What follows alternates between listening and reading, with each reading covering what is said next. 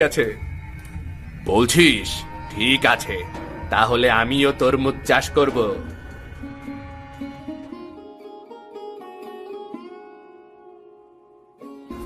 প্রণাম বাবু, শরীর কেমন এখন?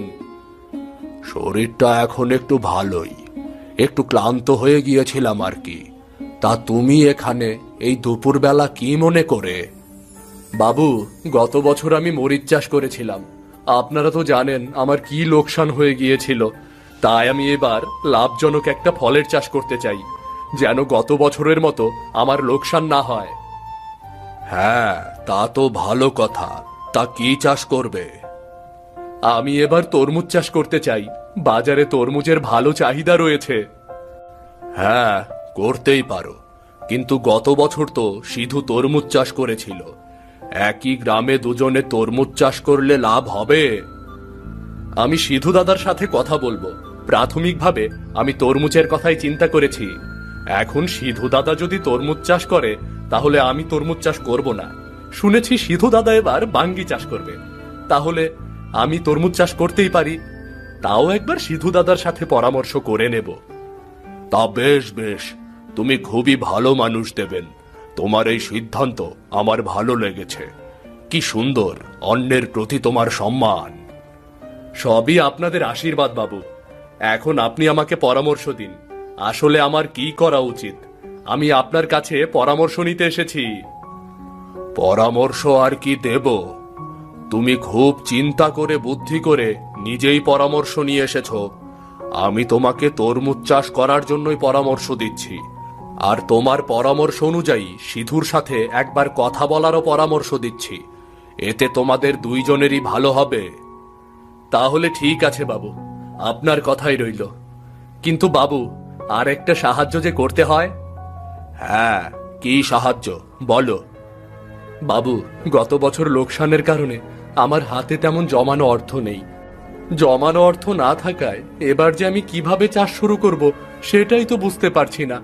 যদি আমাকে কিছু টাকা ধার দিতেন, আমি আমার লাভের অংশ থেকে আপনাকে টাকাটা ফিরিয়ে দিতে পারতাম। লাভ হোক বা লোকসান, আমি আপনার টাকা ফিরিয়ে দেবই। আহা, এভাবে বলার কি আছে? আমি তো জানি তুমি টাকা ফিরিয়ে দেবে।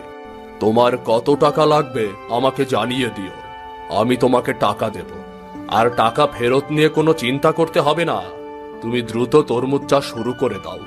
আমার শরীরটা তেমন ভালো যাচ্ছে না। দেখি তোমার তরমুজ খেয়ে যদি একটু সুস্থ হতে পারি। বাবু, তরমুজ যদি আমি চাষ করতে পারি একবার, তাহলে প্রত্যেক দিন আপনার বাড়িতে আমি তরমুজ দিয়ে যাব। কোনো চিন্তা করবেন না। আর ভালো জাতের তরমুজ চাষ করব আমি।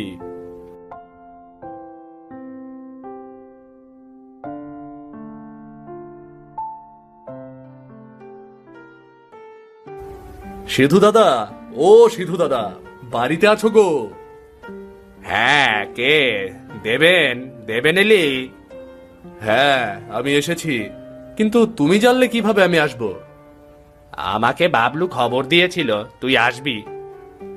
আচ্ছা ঠিক আছে, যে কারণে তোমার কাছে এসেছিলাম সেটা খুলে বলি।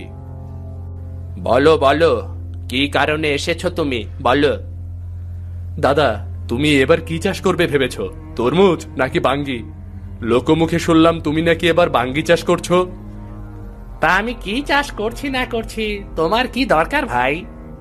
দাদা, আমিও ভেবেছি এবার তোমার মতো ফলের চাষ করব। কেমন হবে বলো? তাই তো তোমার কাছে এসেছি, তুমি কি চাষ করবে সেটা জানার জন্য। তুমি ফলের চাষ করবে সেটা ভালো কথা, এর সাথে আমার চাষ করার কি সম্পর্ক সেটাই তো বুঝলাম না। আহা, বুঝতে পারছো না দাদা? দেখো, তুমি যদি বাঙ্গি চাষ করো তাহলে আমি